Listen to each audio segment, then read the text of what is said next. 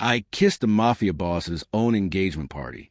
The music was loud, the lights were bright, but I could only hear my heartbeat. I saw the gun under the table. I saw the hand that wasn't supposed to be there. No time to think. So I kissed him. Hard. Sudden. In front of everyone. Gasps filled the room. Cameras flashed. His fiancée froze. But in that second, the assassin hesitated. Just long enough for his guard to move. Just long enough to save his life. When we pulled apart, his eyes weren't confused. They were burning. He whispered, "You just changed everything." Part 1. The Invitation. The invitation arrived on a Tuesday, delivered by a man in an expensive suit who waited for no answer. Elena Russo held the heavy cardstock in her trembling fingers, reading the embossed gold lettering for the third time. "You are cordially invited to the engagement celebration of Marco Valentini and Isabel Lauron." Elena's breath caught in her throat.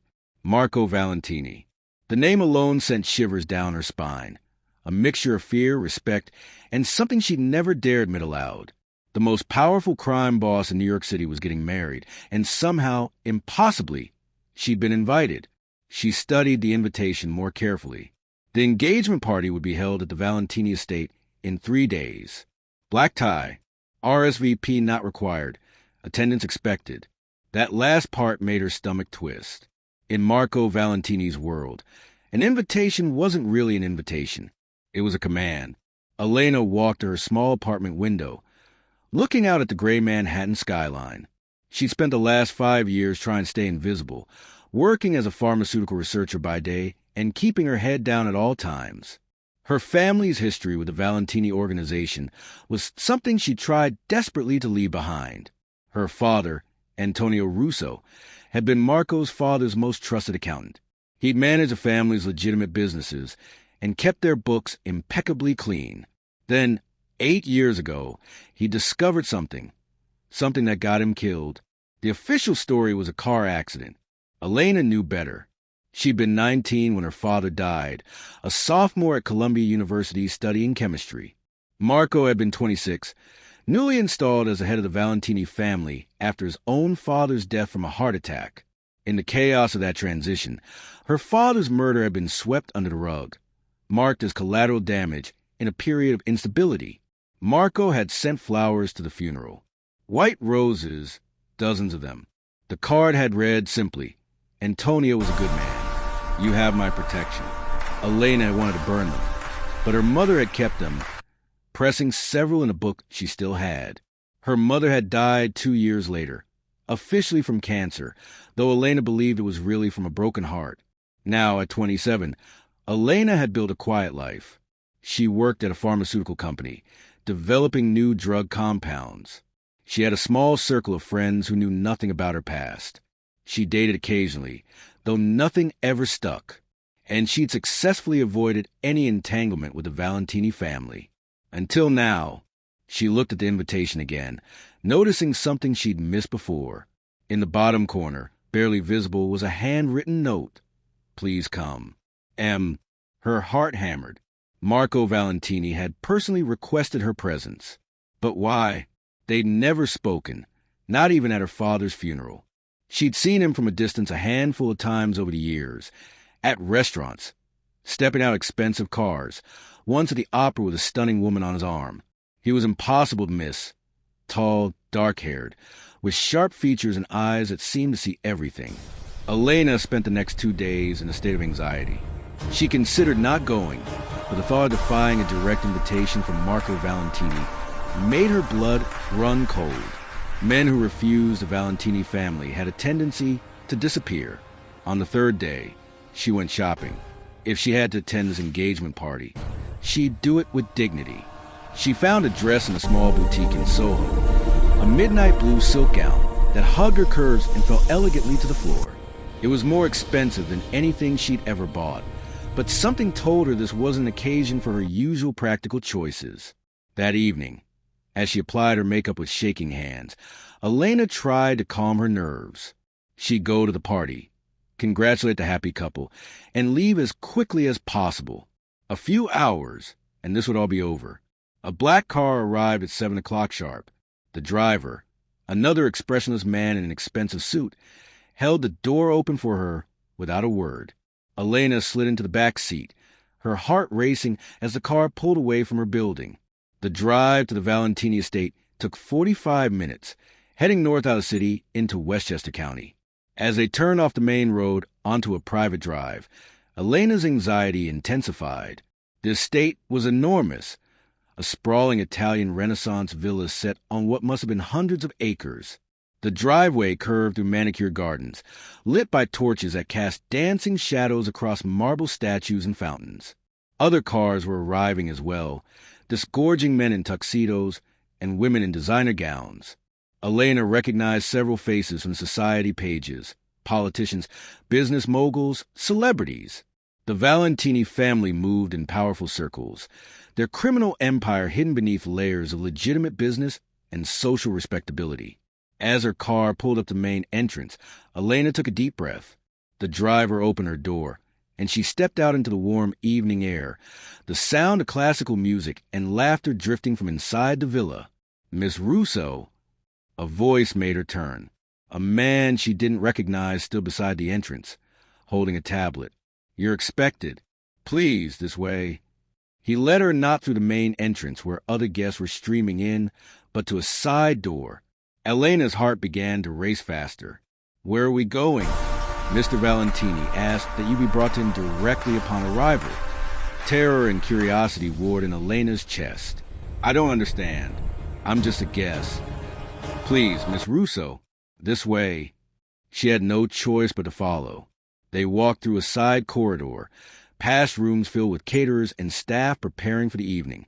The man led her up a curved staircase to the second floor, then down a hallway lined with what looked like genuine Renaissance paintings. He stopped at a heavy wooden door and knocked twice. "Come in." The voice was deep, authoritative, unmistakably male.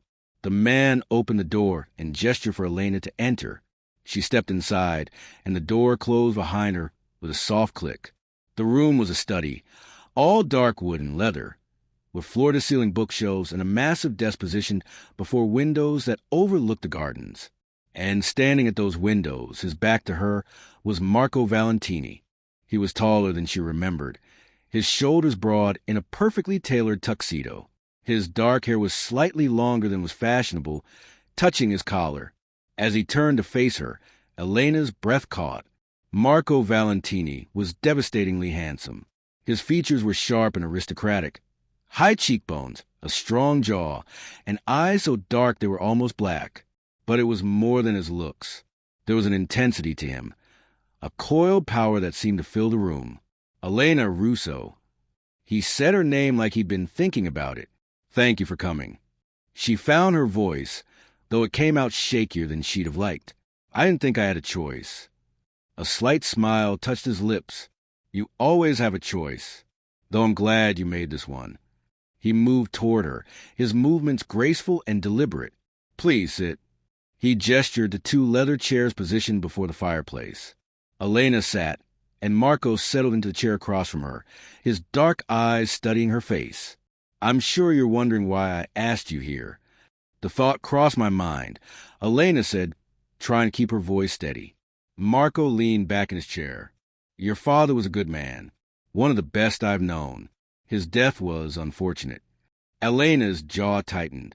"His murder, you mean?" "Yes." Marco didn't flinch from a word. "His murder? You were never told the full truth about that night." "I know enough. My father discovered something about your family's business. Something someone didn't want discovered. So they killed him." "That's partially correct." Marco stood, walking to a small bar in the corner. He poured 2 glasses of amber liquid, whiskey from the smell, and brought one to Elena. "Your father discovered that someone within my organization was stealing millions of dollars, siphoned off over years. He came to me with his findings." Elena took the glass but didn't drink. And I told him I would handle it. I asked him to keep the information confidential until I could identify everyone involved." Marco returned to his chair, swirling the whiskey in his glass. "I didn't move fast enough. The man who was stealing, my cousin Luca, discovered that your father knew. He had him killed before I could act. Your cousin? Elena's voice was hollow. Yes, Luca died 3 days after your father, though I made certain the circumstances looked unrelated. He fell from the balcony of his apartment. Tragic accident. Elena stared at him. You killed your own cousin. I killed a man who murdered your father and betrayed my family. Blood relation doesn't excuse treachery. Marco met her eyes. Your father's death has haunted me for 8 years. Elena, I failed to protect a good man.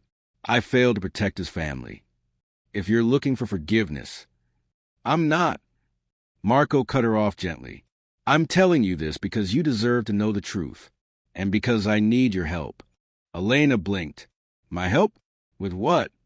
Marco stood again, this time moving to the windows. The sun was setting, painting the gardens in shades of gold and crimson. My engagement to Isabel Laurent is a strategic alliance. Her father controls the largest shipping operation on the East Coast. The marriage will unite our organizations, making us virtually untouchable.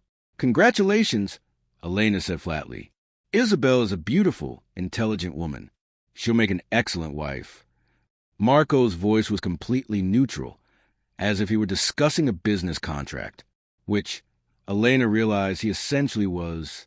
But I've recently discovered that someone within my organization is planning to kill me. Elena's blood ran cold. What? Tomorrow night, during the engagement party, there will be an assassination attempt. I don't know the exact details yet, but I know it's coming. He turned to face her. And I believe Isabel is involved. Your fiancé wants you dead? I believe her father wants me dead, and Isabel is helping him. Laurent has been positioning himself to take over my operation for years. What better way than to marry his daughter to me, gain access to my inner circle, and then eliminate me? With me dead and Isabel as my widow, she would inherit my empire, which would, of course, be controlled by her father. Elena shook her head, trying to process this. If you know all this, why go through with the engagement party? Why not just cancel the wedding? Because I need proof. If I move against Laurent without concrete evidence, it will start a war that will tear apart every crime family on the East Coast. Thousands will die. But if I can catch them in the act tomorrow night, I'll have all the justification I need to end Laurent permanently. What does any of this have to do with me? Marco moved closer, his dark eyes intense. I need someone I can trust. Someone who has no connection to my world now, no allegiances that could be compromised. Someone who has reason to want to protect me, or at least to see justice done. You think I want to protect you? After everything? I think you want to honor your father's memory. He gave his life trying to protect my family's integrity. Tomorrow night, you have the chance to finish what he started. Elena stood, anger rising in her chest. You have a lot of nerve asking me this. I know. Marco didn't move, didn't back down. But I'm asking anyway. Help me stop the people who want me dead. Help me bring down Laurent. And in return, I'll give you everything. Every file, every piece of evidence about your father's death. Full transparency. You'll know exactly what happened and why. I already know what happened. You know a fraction of the truth. There's more, Elena. Much more. Your father wasn't just an accountant. In his last month, he was helping me root out corruption throughout my entire organization. He identified 7 people who were betraying the family. Luca was just one of them. Elena's head was spinning. 7? 7. I've dealt with 5 of them over the years. But 2 remain, and I believe they're working with Laurent. Help me tomorrow night, and I'll tell you everything. Their names, their crimes, what happened to them. Elena wanted to refuse. Every instinct screamed at her to walk out of this room, leave this party, and never look back. But Marco was right about one thing. She spent 8 years wanting answers, and here he was offering them to her. What would I have to do? She asked quietly. Marco's shoulders relaxed slightly. Stay close to me during the party. Watch Isabel and her father. You're a scientist. You notice details, patterns. I need fresh eyes, someone they won't suspect is watching them. They'll wonder who I am. I'll introduce you as the daughter of an old family friend. No one will question it. And if they try to kill you, then you do whatever you think is right. Marco moved closer, close enough that Elena could smell his cologne. Something expensive and understated. I'm not asking you to put yourself in danger. At the first sign of trouble, you get out. But until then, you're my eyes and ears. Elena looked up at him. He was standing so close now, and there was something in his eyes, not just intensity, but vulnerability. Marco Valentini, the most feared man in New York, was asking for her help. "Why me?" she whispered. "You must have 100 people you could trust with this." "I have 100 people whose loyalty could be bought by Laurent. I have 100 people who might be working against me without my knowledge. But you—" Marco raised his hand slowly, giving her time to pull away, and gently touched her cheek. "You have every reason to want me dead, and yet here you are. If you agree to help me, I'll know it's genuine. I'll know I can trust you." Elena's breath caught at his touch. There was something electric about it, something that made her skin tingle and her heart race. She should pull away. She should leave. Instead, she heard herself say, "I want your word. Everything about my father. No lies, no omissions. You have it. And I want to know why you really invited me here. The truth." Marco's hand dropped from her face, but his eyes remained locked on hers. "The truth? I've been watching you for 8 years, Elena, making sure you were safe, that you had everything you needed. When you needed a scholarship for your final year at Columbia, I arranged it. When you applied to your current job, I made sure your resume crossed the right desk. I've been protecting you from a distance. Try to honor the promise I made to your father."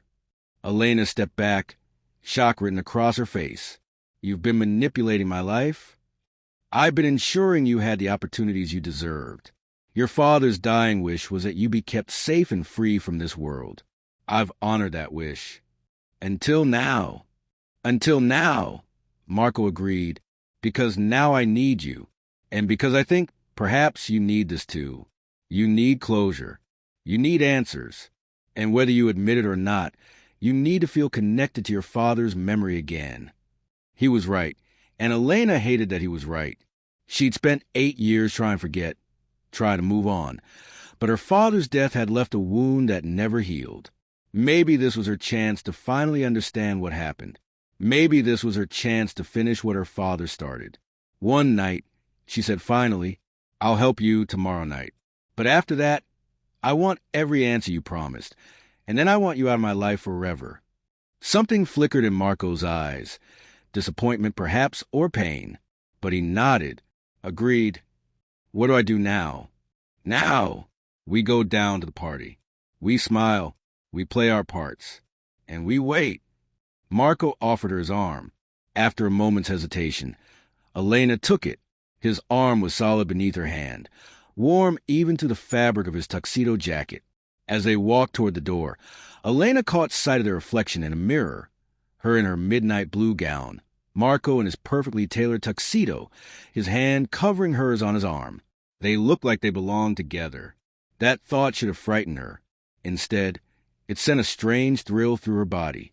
Marco led her down the grand staircase to the main hall, where the party was in full swing. The room was spectacular, all soaring ceilings, crystal chandeliers, and marble floors.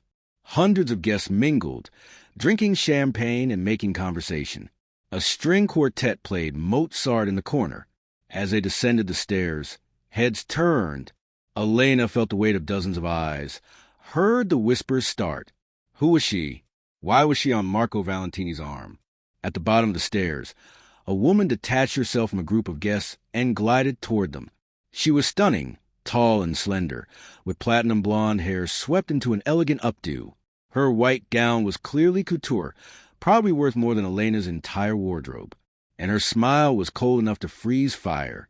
"Darling," she said to Marco, her French accent giving the word a musical quality. "Where have you been?" "Isabel."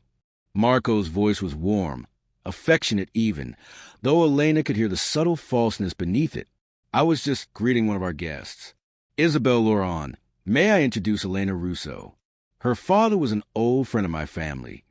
Isabel's blue eyes swept over Elena with barely concealed disdain. "How nice. I don't believe I saw your name on the guest list." "Last-minute addition. Marco said smoothly. Elena had just returned from Paris. I thought she should be here. It was a lie, delivered with such casual confidence that even Elena almost believed it. Isabel's smile tightened fractionally. Of course. Welcome, Elena. She turned her attention back to Marco, possessively taking his other arm. Daddy has been looking for you. Something about the toast. I'll speak with him in a moment. Marco gently extracted his arm from Isabel's grip. First, I need to make sure Elena has a drink.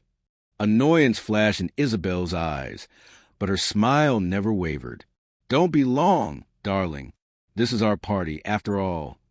She glided away, every movement calculated for maximum grace. Elena watched her go, then looked up at Marco. She hates me already. She hates any woman I look at, Marco said quietly, which tells me everything I need to know about her feelings for me. A woman in love doesn't feel threatened by every stranger. He led Elena through the crowd toward the bar. As they walked, Elena studied the guests, tried to see what Marco saw, the hidden threats, the potential enemies. But all she saw were beautiful, wealthy people having a good time. Marco ordered her a glass of champagne, then leaned in close enough that his breath tickled her ear. Laurent is over there, by the fireplace. Gray beard, red tie. Elena looked and found him easily. Charles Laurent was a thick-set man in his 60s with shrewd eyes and a jovial smile. He was holding court with several other older men, all of them laughing at something he'd said. He looks like someone's friendly uncle, Elena murmured. He's killed more men than I have. He just hides it better. Marco's hand settled on the small of her back, the touch sending unexpected heat through Elena's body. His second-in-command is here, too. Victor, tall man, bald, scar across his left cheek. He's standing near the windows. Elena found Victor as well. Unlike Laurent, he looked exactly like what he was. Dangerous. His eyes constantly scanned the room, and his hand never strayed far from his jacket, where Elena suspected he carried a gun.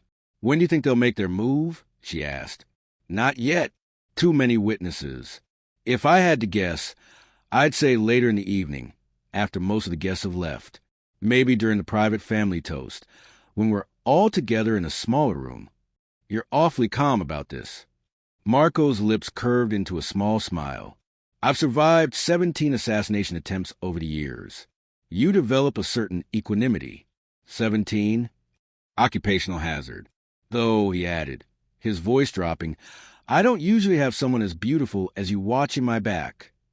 Elena felt heat rise in her cheeks. Don't flirt with me. You're engaged. An engagement of convenience. Isabel knows I don't love her. Our marriage was never meant to be about love. That's incredibly sad. Marco's smile faded. That's reality in my world. Love is a luxury I can't afford. Something in his voice made Elena look up at him.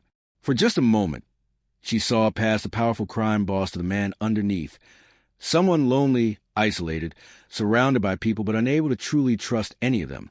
Before she could respond, a hand clapped Marco on the shoulder. They turned to find a man in his 50s with silver hair and a warm smile. Marco, congratulations, my boy. Though I have to say, I'm surprised you finally took the plunge. Tony. Marco's smile returned, and this time it seemed genuine. I'm glad you could make it. Wouldn't miss it. Though I have to admit, I'm more interested in your lovely companion than your fiancée. No offense to Isabel, of course, but this young lady is far more intriguing. Who might you be, my dear? Marco made the introductions. Tony Rossi turned out to be one of Marco's oldest allies, the head of a smaller crime family that worked in partnership with the Valentinis. He was charming and avuncular, drawing Elena into conversation about her work with genuine interest. As they talked, Elena felt herself relaxing slightly. Not everyone in this world was a threat. Some, like Tony, seemed almost normal, warm, funny, interested in more than just power and violence. The evening wore on. Marco introduced her to dozens of people, always keeping her close, his hand never leaving the small of her back. To any observer, they must have looked intimate, comfortable with each other. Elena tried to ignore how good it felt. His hand warmed to the silk of her dress, his presence solid and reassuring beside her.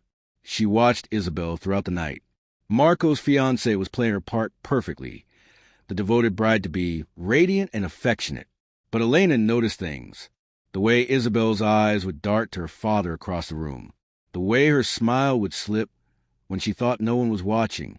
The way she touched Marco with practiced precision, but no genuine warmth. Around 10 o'clock, Charles Laurent approached them. Up close, he was even more intimidating despite his friendly appearance. His eyes were cold and calculating, at odds with his jovial demeanor. "Marco, we need to talk about the toast. Family only. In the library in half an hour?" "Of course." Marco's voice was pleasant, but Elena felt his hand tighten slightly on her back.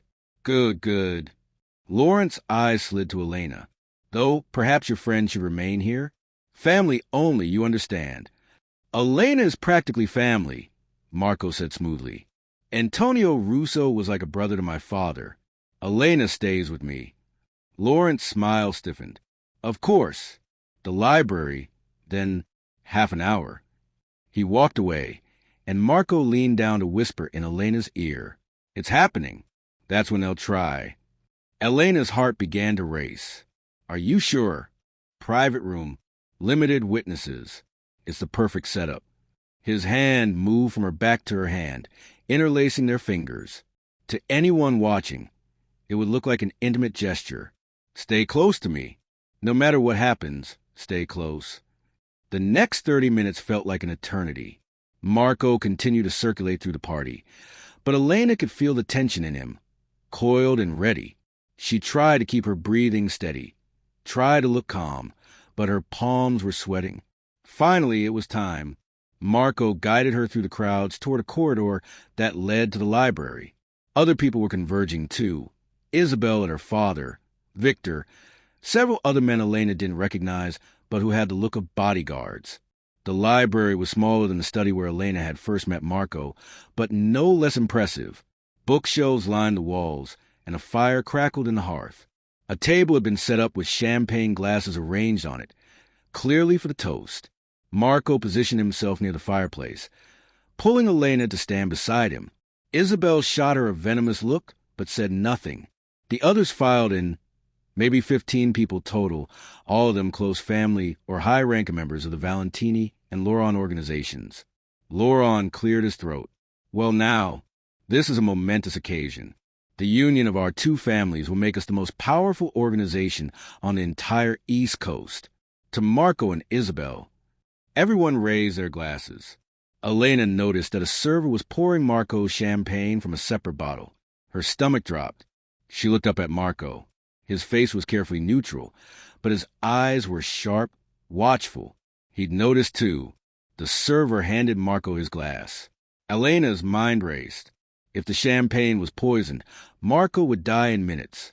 There would be chaos, and in that chaos, Laurent would take control.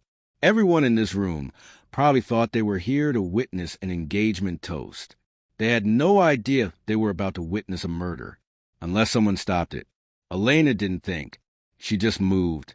As Marco raised a glass to his lips, Elena turned into him, rising on her toes. Her hand grabbed his shoulder for balance, and then she was kissing him. Marco froze for a fraction of a second, and then his free arm wrapped around her waist, pulling her closer. The kiss deepened, his lips moving against hers with surprising tenderness. Elena's head spun. She'd meant this as a distraction, a way to stop him from drinking, but something shifted. The kiss became real, urgent, filled with 8 years of denied attraction and suppressed longing. Time seemed to stop. The room fell away. There was only Marco, his lips on hers, his hand on her waist, the thundering of her heart.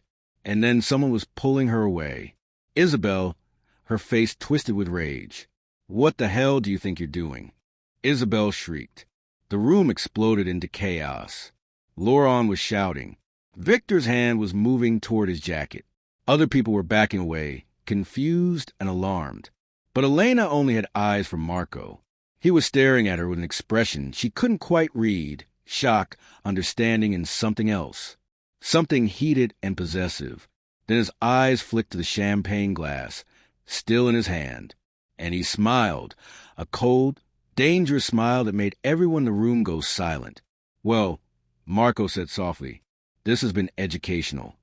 He walked calmly to the fireplace and poured the champagne onto the flames. The fire hissed and turned green, the chemical reaction immediate and unmistakable. Poison. The room went deadly quiet.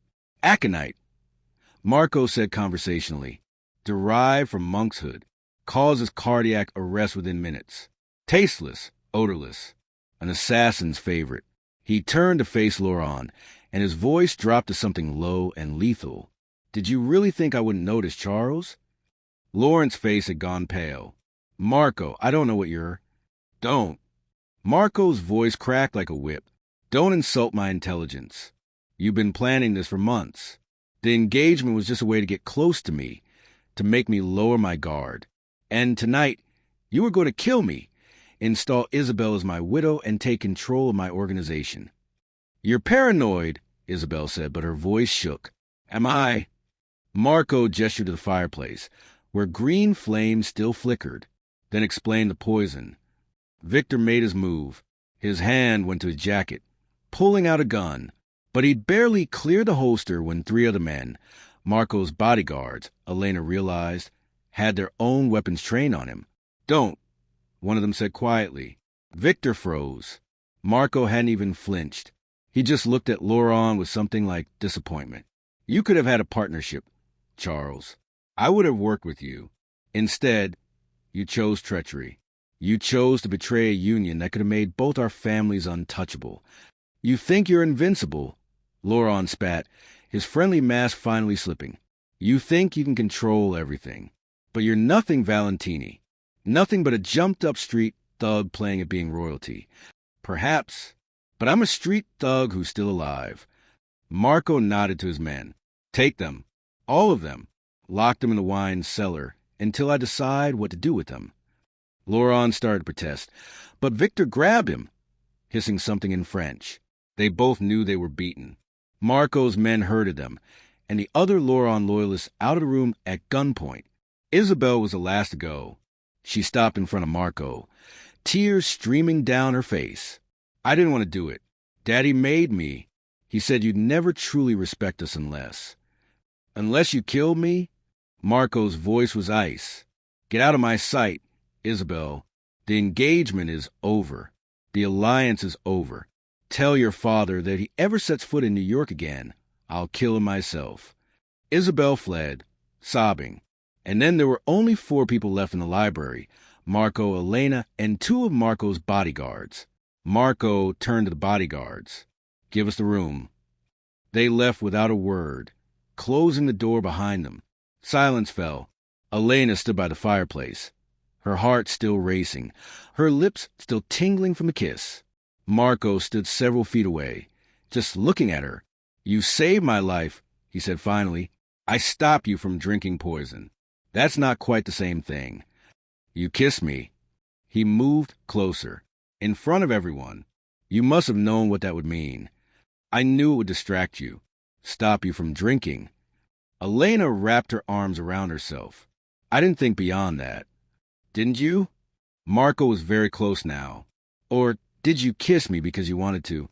Because you've been wanting to all night? Elena's breath caught. She should deny it. She should lie. Instead, she whispered, Yes? Marco's control snapped. He closed the distance between them in 2 strides, his hands cupping her face, his lips finding hers again. This kiss was different from the first. No audience, no pretense. Just raw need and 8 years of denied chemistry exploding between them. Elena's hands fisted in his tuxedo jacket, pulling him closer. Marco's arms wrapped around her, lifting her slightly off the ground. She made a small sound of need, and he groaned in response, deepening the kiss.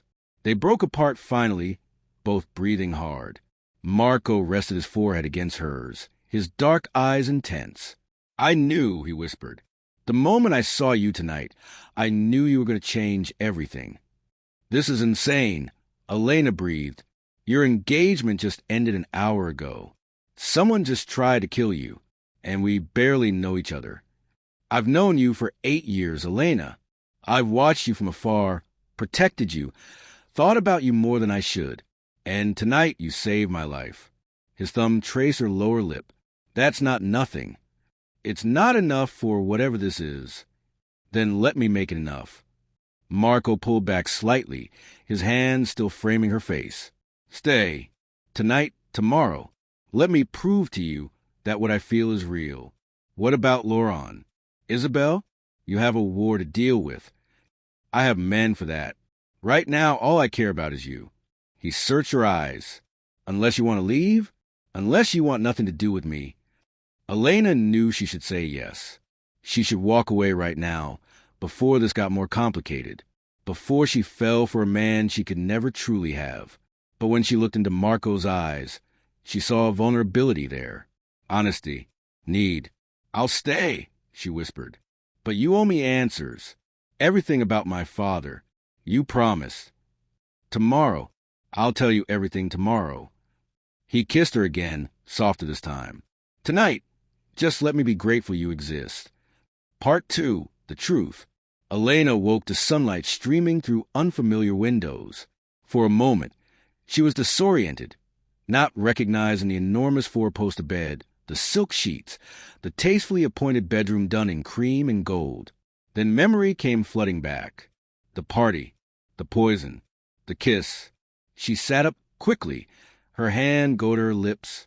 They were still tender, swollen from Marco's kisses, because there had been more than one. After the library, Marco had led her to a private wing of the house, to this guest room. He'd kissed her at the door, a long, slow kiss that left her breathless. And then, to her surprise, he'd stepped back. Sleep, he'd said softly. Tomorrow we talk. Tonight, just sleep. You're safe here. And somehow, despite everything, she had slept. Now, in the morning light, Elena's rational mind was reasserting itself. What had she done? She'd kissed Marco Valentini multiple times, and she'd agreed to stay. A knock at the door made her jump. Come in, she called, pulling the sheets higher. A woman in her 50s entered, carrying a silver tray. Good morning, Miss Russo. Mr. Valentini asked me to bring you breakfast and inform you that he'll join you in an hour. She set the tray on the bed. Fresh fruit, pastries, coffee that smelled divine. Elena realized she was starving. She hadn't eaten at the party, too nervous to manage more than a few sips of champagne. Thank you, Elena said. My dress from last night is being cleaned. I've taken the liberty of selecting some clothes for you. I hope they fit. The woman gestured to a wardrobe. If you need anything else, just press the button by the bed. She left, and Elena dove into the breakfast. As she ate, she thought about what Marco had promised. The truth about her father.